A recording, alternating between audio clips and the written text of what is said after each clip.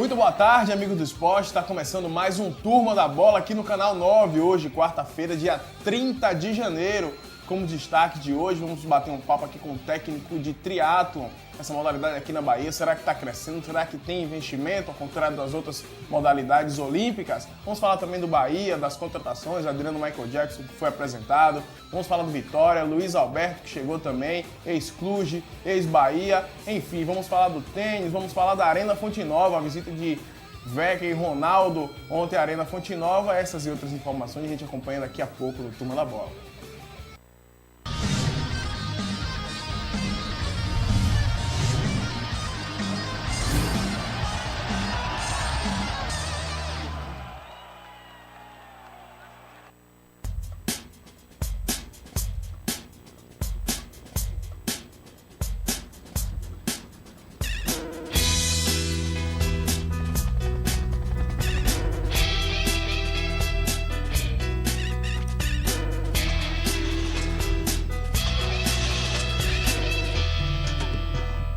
O planeta precisa do Greenpeace. O Greenpeace precisa de você. Junte-se a nós.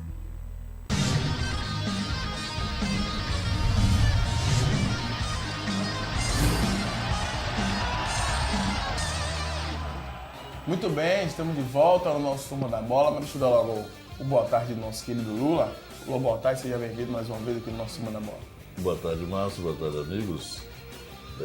O jogo hoje é difícil para o Vitória, né? Acredito que seja difícil, porque a gente já viu o Asa jogando aqui e não foi fácil para o Vitória.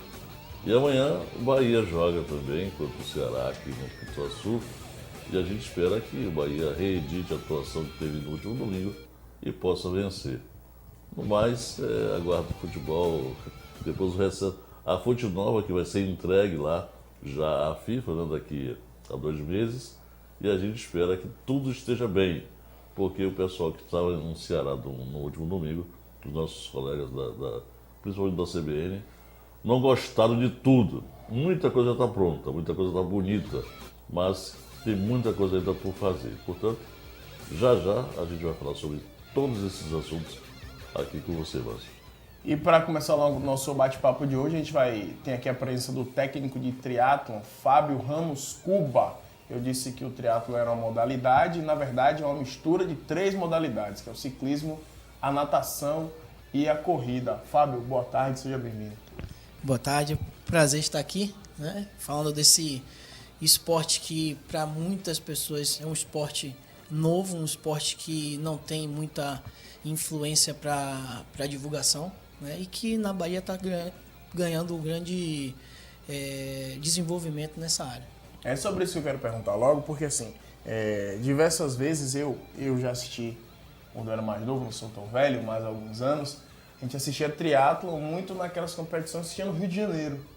Passava diversas provas de triatlon no Rio de Janeiro, algumas também em São Paulo, pouco em São Paulo, porque não tem lugar para fazer natação em mar aberto, então mais no Rio de Janeiro, e é isso que eu quero perguntar. Aqui na Bahia, tem esse mar muito bonito, grande, que dá para fazer a natação, tem espaço para o ciclismo, para a corrida. Aqui na Bahia, a gente sabe que o investimento é pouco, mas dá para fazer, dá para trazer uma competição internacional de triatlon aqui na Bahia, hoje com o investimento que tem? Bom, hoje nós sofremos com uma situação complicada com relação à estrutura física, né, para o treinamento. Como você mesmo disse, a Bahia é um celeiro, a Bahia tem diversos locais, tem um mar, né? Mas nós sofremos com a questão da estrutura da parte do ciclismo, nós não temos, né? Hoje nós inventamos locais para o treino, né? E, em consequência disso, temos que acordar 3h30 da manhã, começar o treino às 4 para 6 horas estar terminando, né? Devido ao alto nível de trânsito. Mas, como eu falei no início, é um esporte novo, um esporte que tem tudo para poder crescer, né?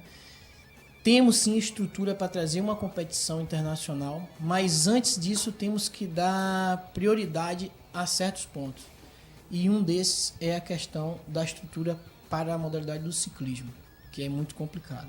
Você tem uma escolinha de triatlon e já revelou alguns atletas para a seleção brasileira e tal. Eu quero saber quantas pessoas tem na sua equipe hoje e a dificuldade, como você já falou, que não tem espaço para treinar o ciclismo, tem que acordar de madrugada para poder treinar antes do trânsito começar a complicar na cidade. Como é que você consegue? Se tem atletas de todas as idades e os atletas menores, como é que você faz para eles acordarem mais cedo para poder treinar? Esse trabalho, para iniciar, eu tenho um projeto social, né, que é desenvolvido no Porto da Barra, tá? E a partir daí o atleta ele vai crescendo e a gente traz ele para um centro, um pequeno núcleo que nós temos, que nós damos uma estrutura de casa e alimentação para eles, né? Lá no Porto da Barra fazemos atividade ali na areia mesmo, né, com os pequenos até 12 anos, né? Passando dessa idade, ele realmente já começa a treinar na rua, né? Então nós temos hoje a Magalhães Neto, que é um local onde nós treinamos. Temos o aeroporto, que é a parte da terminal de cargas também que nós treinamos lá, né? Dividido essa parte, eu tenho uma equipe de amadores, de atletas amadores que fazem por hobby, né? E tem uma equipe principal que são os atletas profissionais, que é no caso o Jeremias e o Jefferson Santos, que hoje são os atuais campeão e vice-campeão brasileiro da modalidade, né? A gente tem um problema com questão do crescimento do esporte, de massificar a modalidade, porque as pessoas temem realmente em estar pedalando na rua, né? Inclusive nós temos casos de pedalar e o motorista invadir e jogar em cima do ciclista, né?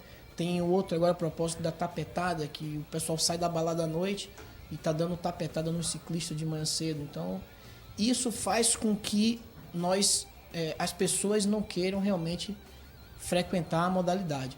Mas vem crescendo, as pessoas estão gostando, estão tendo noção que é possível fazer as 3 modalidades. E torcemos para que com essa questão das Olimpíadas de 2016 isso melhore, né, a partir de agora. A gente tem algumas imagens aí do triatlon. Quero que você vá comentando mais ou menos como é a forma de classificação do triatlo. Se é por tempo, se a maneira como você faz a transição de uma modalidade para outra conta também. Como é? Explica pra gente mais ou menos como é. Bom, o triatlo ele inicia, como vocês estão vendo aí, com a natação, né? Tem a distância sprint, que são 750 metros de natação, 20 km de ciclismo e 5 km de corrida. A distância standard, que é a distância da modalidade olímpica, né? Que é o dobro, 1.500 de natação, 40 de ciclismo e 10 km de corrida, né? Vocês estão vendo que eles têm 2 voltas de 750 metros, né? Eles saem da água, isso. Na Olímpica. Na Olímpica, exatamente. Mas na Olímpica eles vão para a água, faz 750 volta saem da água, entram na água para fazer mais 750, né? Aí ela já está indo para a zona de transição, né? Que é da natação para o ciclismo. Aí nós estamos passando por Gabriele Neri, que é um atleta minha também, da elite. Aí eles pegam a bicicleta, saem para a área de transição, existe uma zona de monte, que é essa zona agora que está passando aqui. Então você não pode sair da água, pegar sua bicicleta e já montar. Você tem que chegar na zona. Você tem uma zona de monte para ir para o ciclismo, né? Aí está passando a etapa do ciclismo. E quando termina essa etapa do ciclismo, você tem uma zona de desmonte. Certo. Que vai ser a parte da transição para a corrida, né? Essa etapa que está passando foi até uma etapa brasileira que tivemos agora no final do ano, né? Inclusive, tivemos excelentes resultados aqui com nossos atletas. E se caso o atleta monte ou desmonte fora dessa área, ele é penalizado ele é penalizado de tempo? Ele é penalizado com um stop and go, né? Que são 30 segundos, né? Que eles têm. O tempo dele. Exatamente. E na etapa da corrida, ele é parado, né? O número dele vai sair numa placa, ele tem que parar. Né, e ele tem essa penalidade. Ultimamente vem diminuindo para 15 segundos esse tempo, né, para que a competição também não fique muito... o atleta não fique muito em desvantagem. Certo, Luciano. Eu queria saber do senhor o seguinte: quanto tempo para diversas categorias? Tem o amador, tem o sub-12, né? Sub-23. E o profissional, até que idade? Não tem?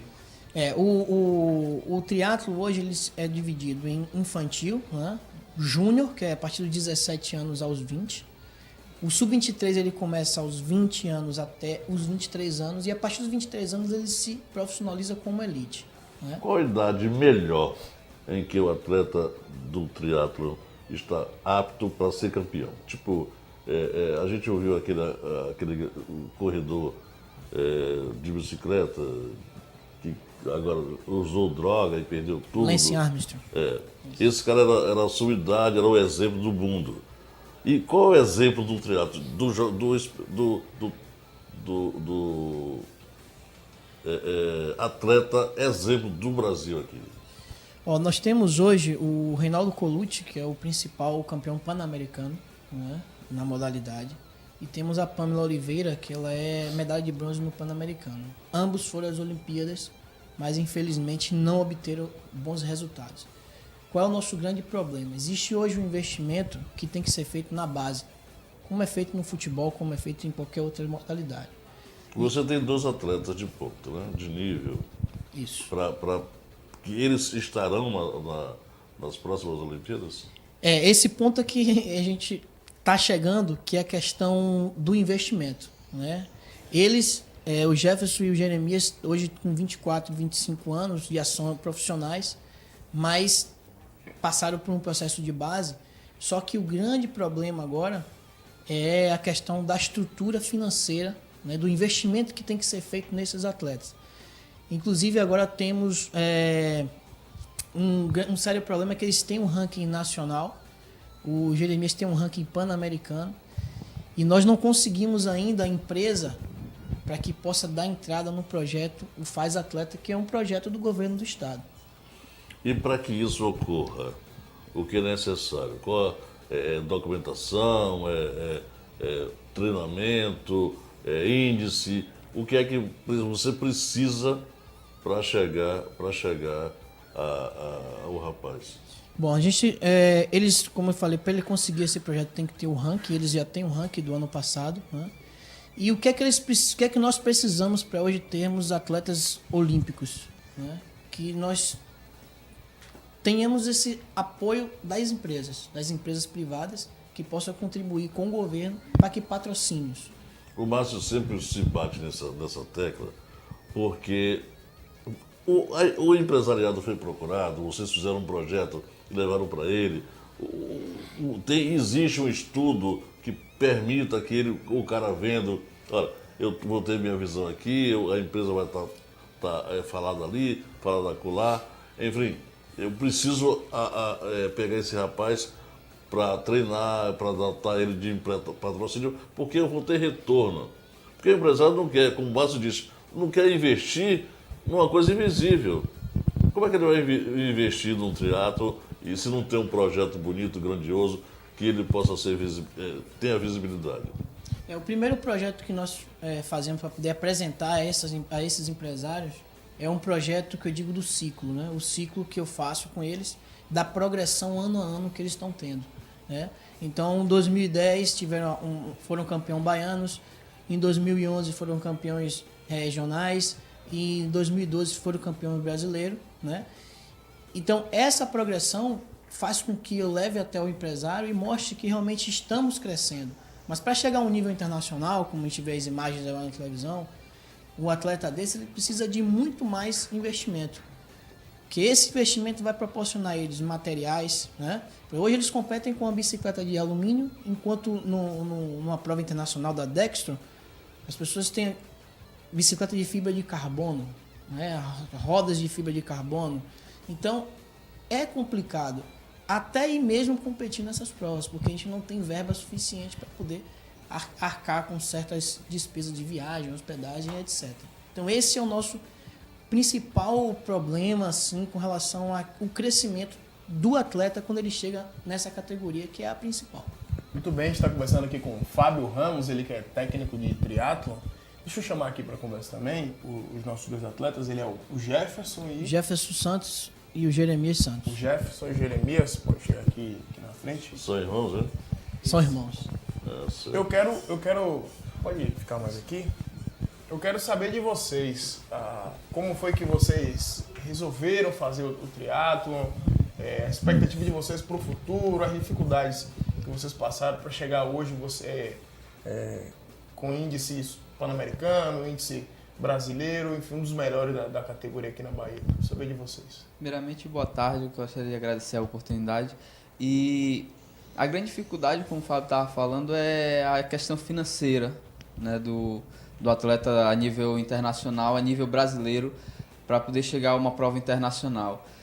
E a gente viemos do estado do Amazonas, sou amazonense, não tinha estrutura suficiente, nem técnico, que Manaus não tem técnico de triatlo, para mim fazer triatlo aqui na Bahia. E aqui na Bahia conseguimos várias opções, né, de financeira, que é o projeto de Fábio, que ele nos propôs aí a ter uma casa, tem alimentação, tem fisioterapeuta, tem massagista, clube, tudo isso para treinar, e falta um investimento, como ele estava falando, na questão do atleta para ter um rendimento melhor. Nesse ano consegui bons objetivos como o Pan-Americano dia 4, em Aracaju, e fui 4º lugar na categoria Elite no Campeonato Brasileiro de Triatlo no stand. E terminei como vice-campeão da categoria Sprint Triatlo. Como foi que você escolheu o triatlo? No momento que você pensou assim, eu vou fazer triatlo, que é o que mais se encaixa, o que eu gosto. Meu pai já é técnico de triatlo em Manaus, entendeu? Ele dava aula de natação, aula de atletismo, e aí ele nos proporcionou, sempre crescemos no meio dos atletas, e começou investimento em cima de um sonho, né, um sonho olímpico para mim e para meu irmão, e a gente, dali para cá, a gente viemos fazendo triatlon aí até agora. 8 anos. Eu quero saber de vocês a expectativa de futuro, assim, a partir do que vocês têm agora, com o que vocês podem alcançar, o que é que vocês esperam para esse 2013, que está começando agora, o trabalho de conquista, enfim, expectativa de vocês. Vai ter 3 provas importantíssimas aí aqui no Brasil, dentro do Brasil, que são 3 provas de Pan-Americano, né, que vai ser em João Pessoa, primeiro agora em abril, em junho em Vila Velha, em setembro em Manaus. E com essas 3 provas, espero entrar no ranking internacional, que é o ranking pan-americano, que é uma das primeiras, né, entradas para o circuito internacional. E esse é o grande objetivo agora. Agora vocês como atletas que vivem, que se esforçam, o que é que você acha que está faltando mesmo para o esporte ser mais valorizado, para ser mais visto, para ter mais incentivo? Falta apoio do governo, primeiramente, né? Governamental, para que a gente possa ter uma estrutura, né? Pista de atletismo, piscinas boa para atleta, para base, como o Fábio estava explicando, para a base do atleta, entendeu? Do atleta profissional. E financeiramente, patrocínio de empresas privadas que acreditem no trabalho do atleta profissional. E pronto, acho que esse é a grande conquista que a gente pode ter aí. Vocês já chegaram na seleção brasileira? Não tive a oportunidade, mas esse ano meu irmão ficou em 3º na categoria Elite, Jefferson, e eu fiquei em 4º. Já é um grande caminho para a gente entrar nesse ano na seleção. Agora sobre isso, eu também perguntar ao Fábio, como é a convocação para a seleção brasileira? Porque a gente no futebol, quem se destaca vai. A convocação triatlo por ponto, classificação em determinada prova, ou um conjunto das provas do ano, quem melhor se classificou é convocado? Como é essa Bom, situação? Essa questão da convocação, a seleção, eles mudam os atletas a cada ano, né? Ou seja, o contrato do atleta é anual. E o que é que vai fazer com que o atleta chegue à seleção brasileira? Que eles estejam competindo nas provas de índice técnico, ou seja, nas provas de valor, né? Que tenham bons atletas e que eles se destaquem nessas competições, né? Então, vou dar um exemplo. Hoje os meninos eles estão no ranking geral entre os 20 primeiros melhores do Brasil, no ranking geral como um todo. Para que eles possam estar dentro da seleção, eles têm que estar entre os 5 primeiros. Só são 5. Só são 5 a seleção por ano, né? Então, o que é que vai fazer com que eles cheguem a isso aí? Ter o apoio para que eles possam estar nas competições, esse é o principal objetivo. E ter o apoio para que eles possam ter estrutura para que possa treinar tranquilamente. Não é o que eu digo estrutura, é financeiro, é equipamento, são coisas que realmente o atleta precisa ter, né? Você já fez o orçamento de quanto custa para um patrocinador um atleta desse por ano? Com equipamento. Com tudo. Né? O que hoje nós temos no projeto do governo, com o ranking que eles têm, que é o nacional, é média de 45 mil anual, que não é grande coisa, né? Que eu acho que para uma empresa privada não é grande coisa. Para um ranking olímpico, chegamos a 100 mil reais. Né? Porque aí dentro desses valores estão os custos de viagem, né? Hospedagem, as alimentações, o equipamento, o salário do atleta, que é importante, porque a primeira coisa que o empresário ele precisa saber é que é a profissão deles, né? Eles trabalham, esse é o trabalho deles, o esporte é o trabalho deles, e foi pelo esporte que hoje eles estão aqui galgando algo na vida deles. E em Manaus infelizmente eles eram feirantes, não menosprezando a profissão, mas sem perspectiva nenhuma de vida, né? E hoje eles já têm uma perspectiva que é o esporte. Então esses mais ou menos basicamente são os valores por baixo que nós orçamos anualmente. Muito bem, conversamos hoje aqui com o Fábio, ele que é professor de triatlon. Fábio, queria agradecer muito a sua presença e tenho certeza que aqui as portas do Turma da Bola estão abertas para quando você precisar. Quiser falar de quando tiver um evento, quiser vir aqui outras vezes para fazer uma crítica, uma sugestão, as portas aqui estão abertas para vocês. Ok, eu que agradeço a oportunidade de poder estar mostrando, né, que estamos trabalhando, que tentamos, né, fazer algo pelo esporte. Convido também vocês para poder ir ao nosso projeto no Porto da Barra às terças e quintas. Nós temos 170 crianças do Morro do Gato e da Gamboa, né, a partir dos 5 anos até os 10 anos de idade, onde também damos oportunidade para ver se saem daí alguns futuros campeões. Agradecer também aqui ao Jefferson e ao Jeremias. O Jefferson e o Jeremias. Eu quero saber só a última de vocês, as competições que vocês vão disputar esse ano. Como eu falei, as mais importantes são o Pan-Americano em João Pessoa, agora em abril, e vai ter em Vila Velha em junho, outro Pan-Americano Sprint, e Manaus vai ser a última etapa. E estão prevendo aí uma viagem para o Chile, né, internacional. Muito bem, esse aí foi o nosso bate-papo com o triatlo, o professor Fábio, o Jeremias, o Jefferson. A gente vai no break comercial, daqui a pouquinho a gente volta aqui no Turma da Bola.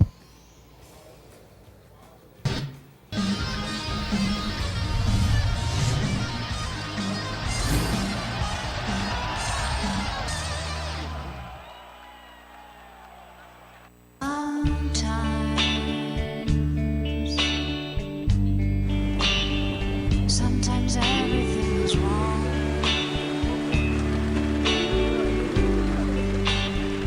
Now it's time to sing along.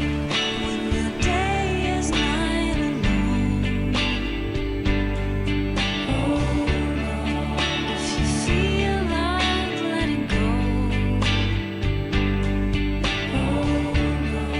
When you think you had too much of this life, well, hang on,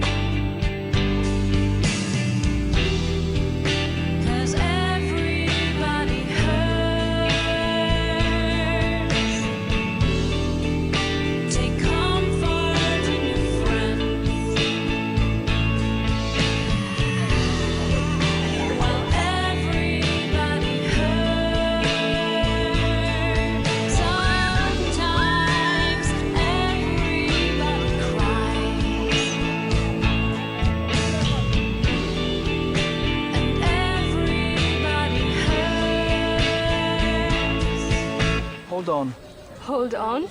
You are not alone. Sometimes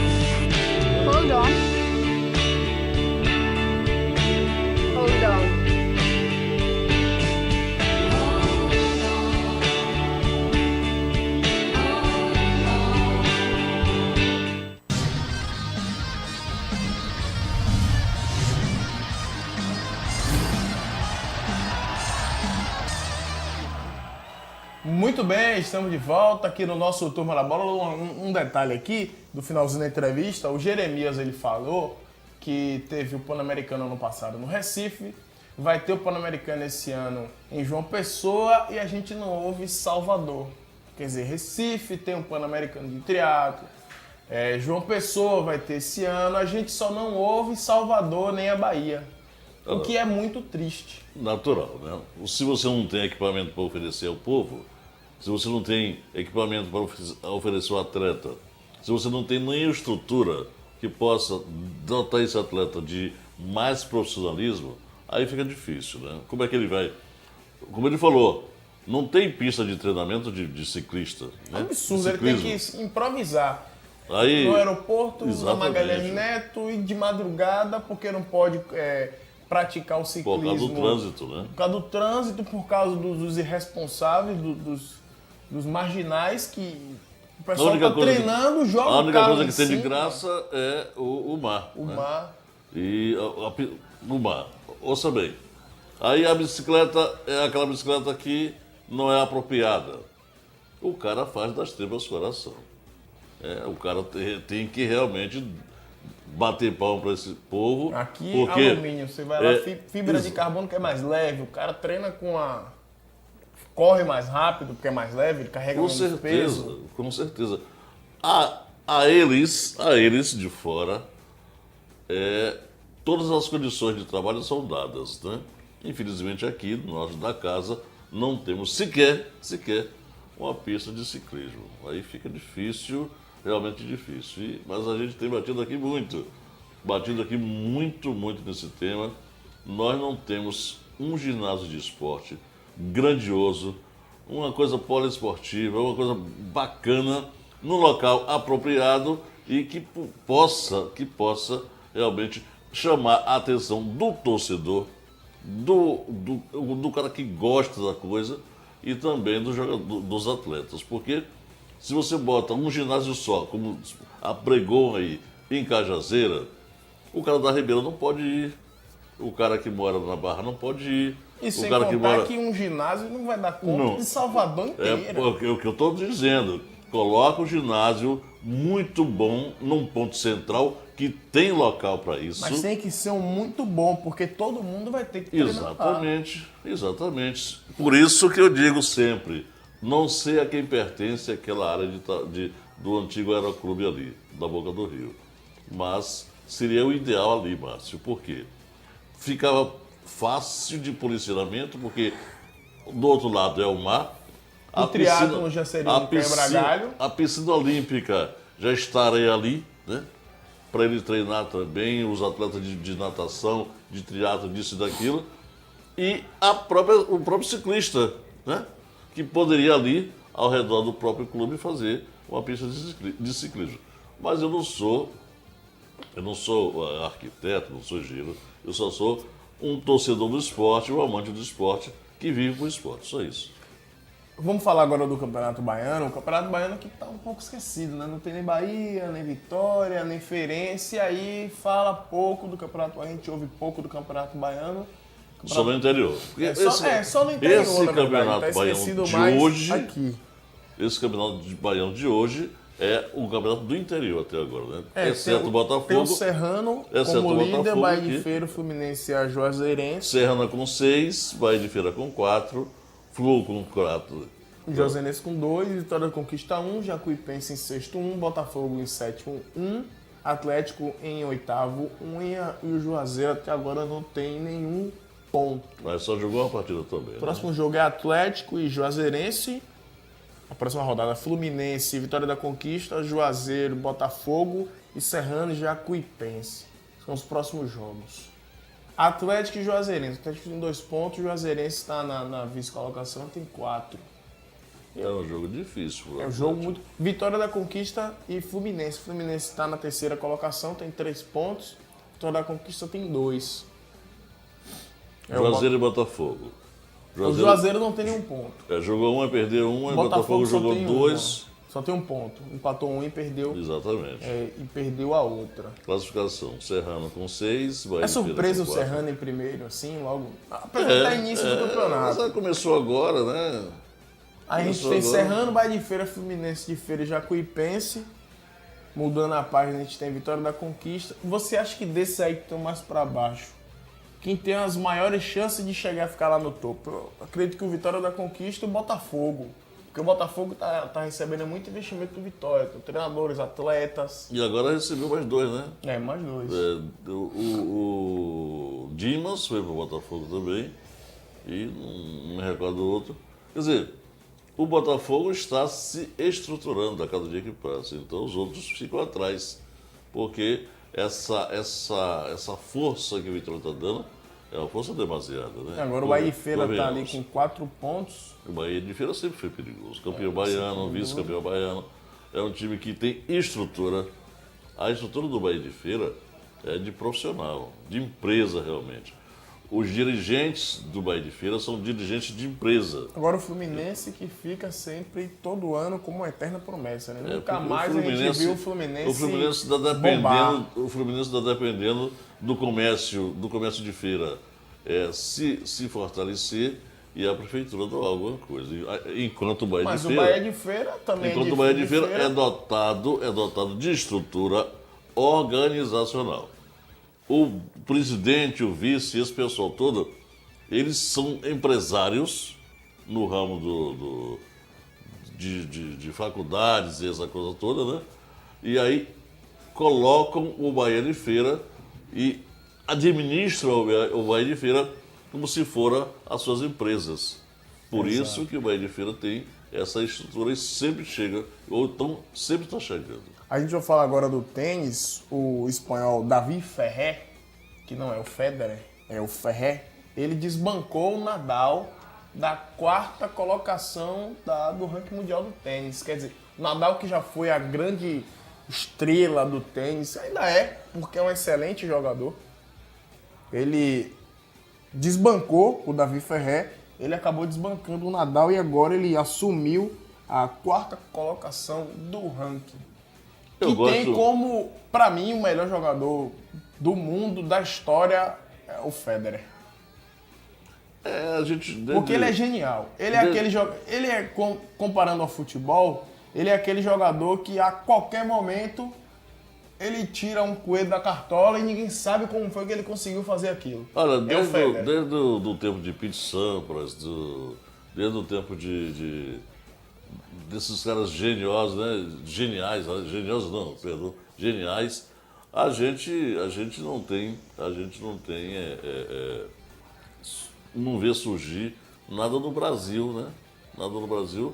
Primeiro foi o Gustavo, que foi tricampeão de Roland Garros, e depois esse menino que está tentando e não consegue, infelizmente, chegar entre os 10 melhores do mundo. Pois é, agora a gente vai falar uma fatalidade, né, que aconteceu, infelizmente aconteceu, e acabou falecendo o Ari Vidal, ele que foi técnico campeão do PAN de 1987. Ele morreu nessa segunda-feira, aos 77 anos, no Rio de Janeiro. Ari Vidal, ex-técnico da seleção brasileira masculina de basquete. O treinador comandou a equipe na histórica campanha do ouro no PAN americano de Indianápolis em 1987, com direito à vitória sobre os Estados Unidos na final.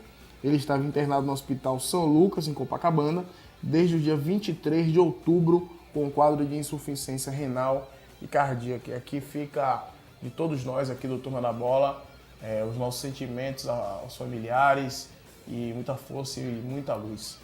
Agora vamos falar de coisa boa?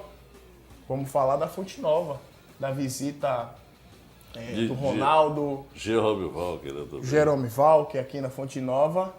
E o secretário-geral da FIFA, Jerome Valker, fez a sua segunda visita às obras da Arena Fonte Nova na manhã de ontem. A comitiva ainda contou com o ministro do Esporte, Aldo Rebelo, e os membros do comitê organizador, como os jogadores Bebeto e Ronaldo. Eles inspecionaram o estádio pela última vez antes da entrega das obras em 28 de fevereiro. A intenção do governo da Bahia é realizar o jogo inaugural no dia 29 de março, data da fundação de Salvador. As obras estão com 91% de conclusão, segundo dados da última atualização divulgada pelo governo local em janeiro de 2013. O plantio do gramado foi concluído em 21 de janeiro. A grama é de espécie Bermuda Celebration, indicada para climas tropicais, a mesma utilizada no Castelão e no Mineirão. Depois de pronta, a Fonte Nova terá 55 mil assentos, sendo 5 mil removíveis. O investimento é de 591,7 milhões, com 400 milhões de financiamento federal. É muito dinheiro para construir um estádio. 591 milhões e 700 mil para construir a Fonte Nova. Muita grana que...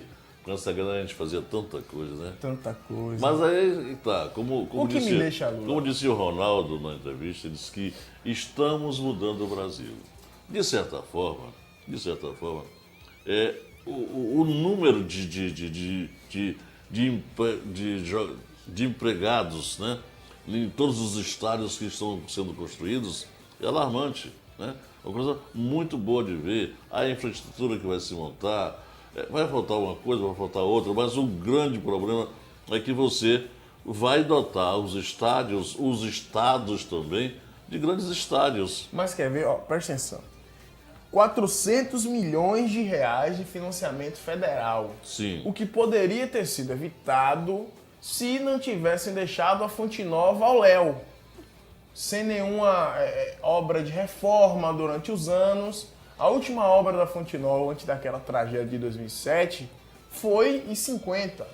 Foi isso quando foi a Fonte Nova estreou o anel superior.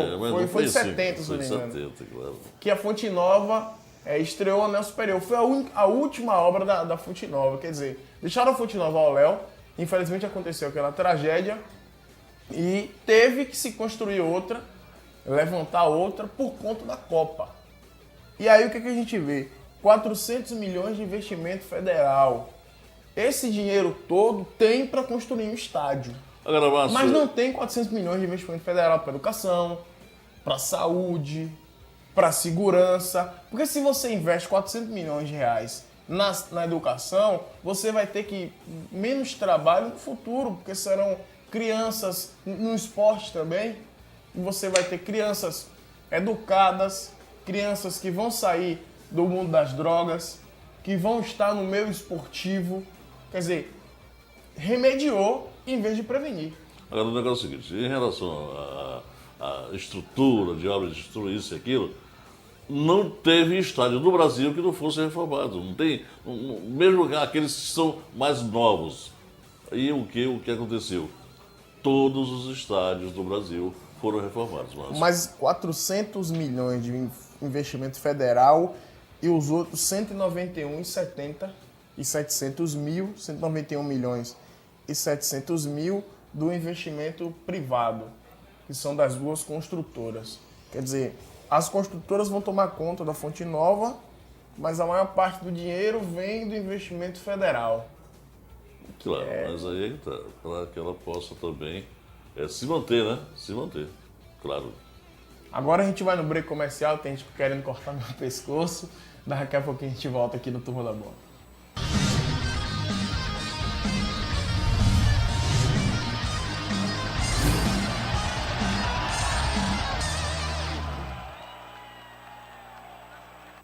Oi, por favor, pense nisso.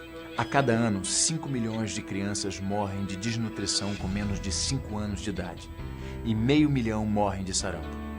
Por isso, nesse momento, as equipes de Médicos Sem Fronteiras estão salvando vidas em mais de 60 países, levando ajuda médica às pessoas que mais precisam. Médicos Sem Fronteiras é uma organização humanitária independente de poderes políticos e econômicos que atende vítimas de tragédias como fome, guerras, epidemias, terremotos e tsunamis. Para milhares de pessoas, Médicos Sem Fronteiras é a única esperança. E tudo isso só é possível graças à ajuda de pessoas como você. Seja doador de Médicos Sem Fronteiras. Ligue agora para 0800 941 0808 ou acesse msf.org.br. Com apenas R$1 por dia, R$30 por mês, você ajuda a salvar milhares de vidas.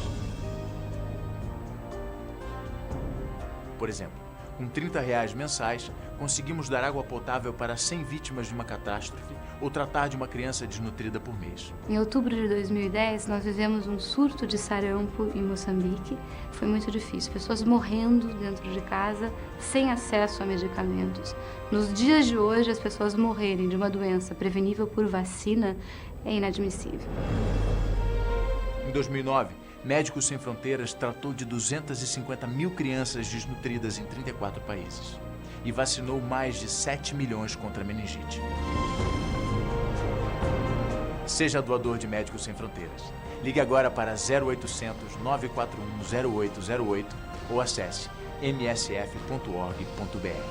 Médicos Sem Fronteiras. Precisamos de você para salvar vidas.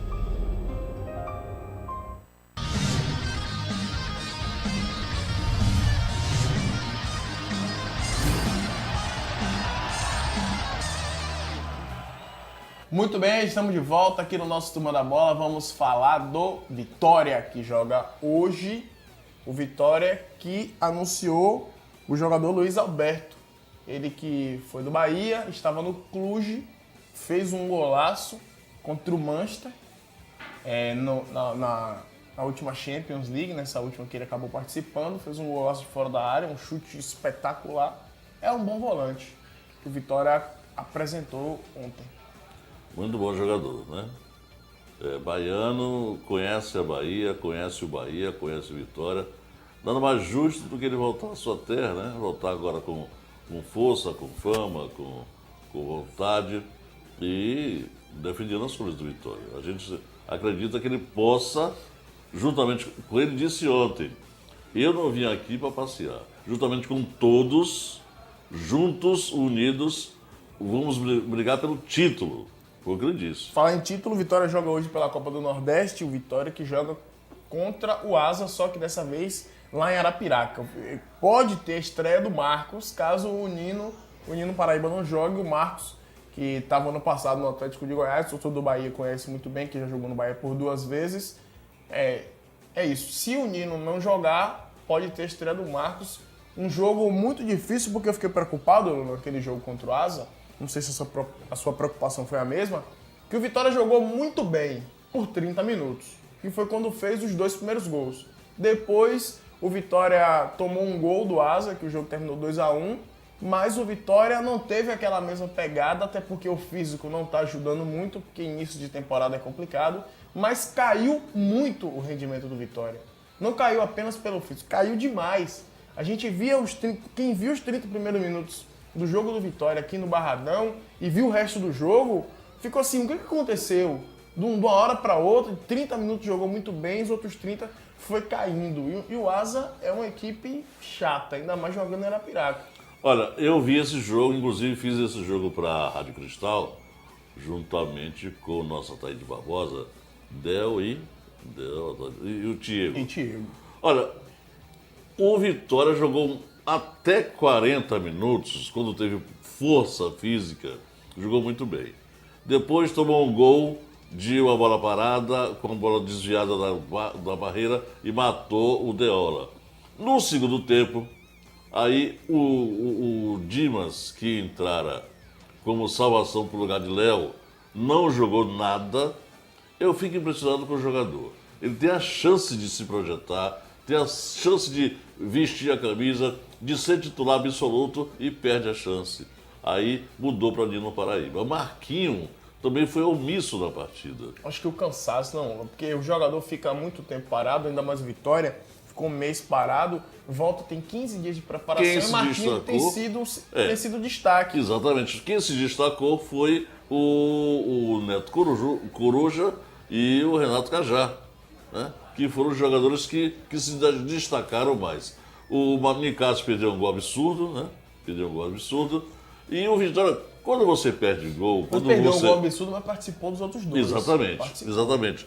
O Neto Coruja no cruzamento perfeito para o primeiro gol de Cajá e depois o toque perfeito de Nicásio para o gol de Cajá também. Então, quando 2 ou 3 jogadores deixam de jogar o que sabem, sobrecarrega os outros.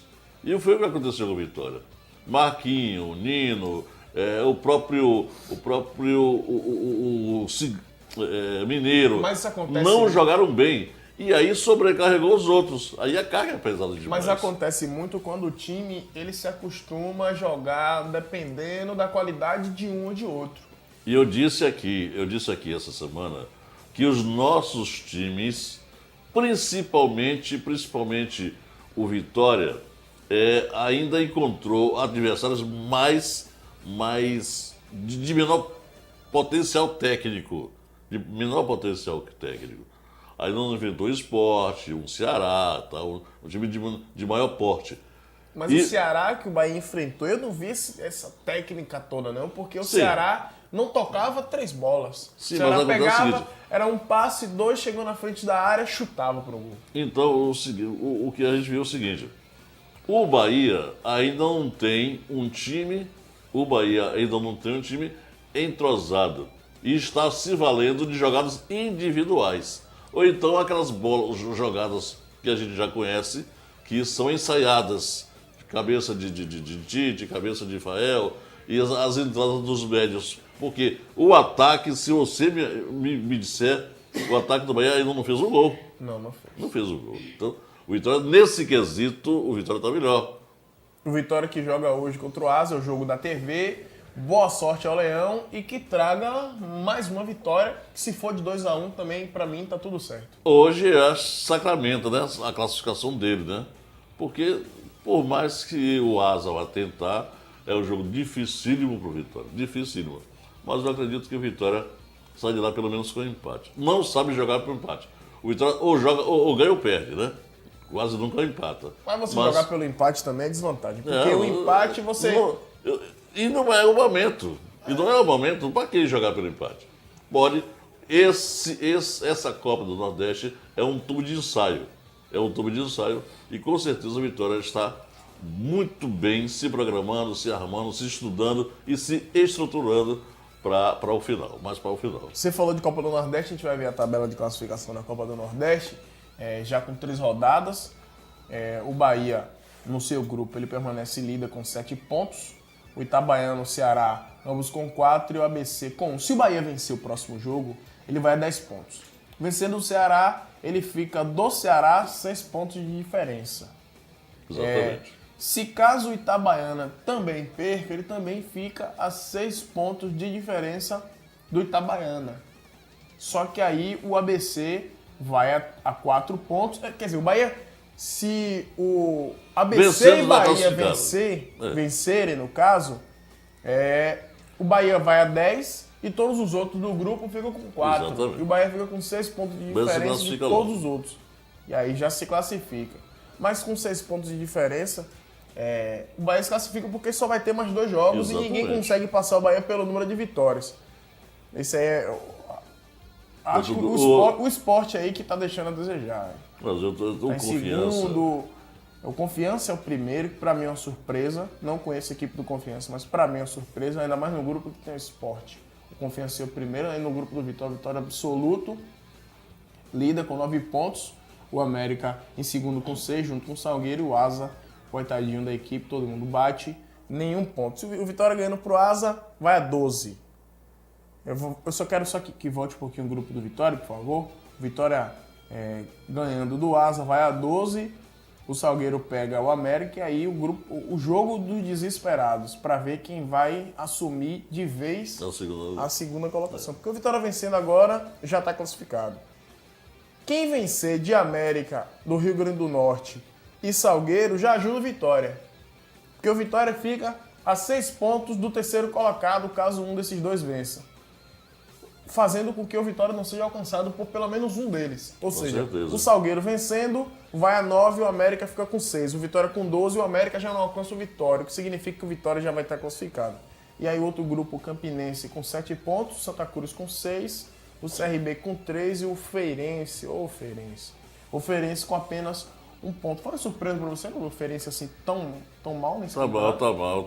Não se programou, não se preparou. E o Feirense teve muito tempo.